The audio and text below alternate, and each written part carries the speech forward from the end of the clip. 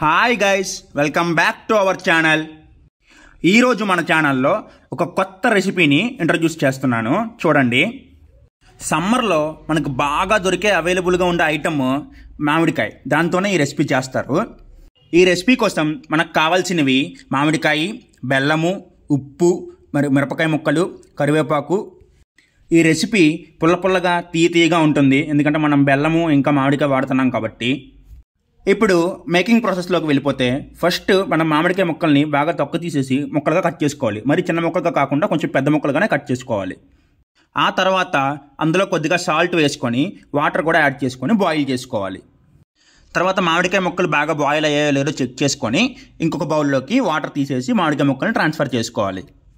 అందులో తాలింపు కోసం మిరపకాయలు, కరివేపాకు, జీలకర్ర, ఆవాలు అవన్నీ కూడా యాడ్ చేసుకోవాలి. తర్వాత బెల్లం వేసి కరిగేదాకా కలుపుకోవాలి. అంతే, రెసిపీ రెడీ.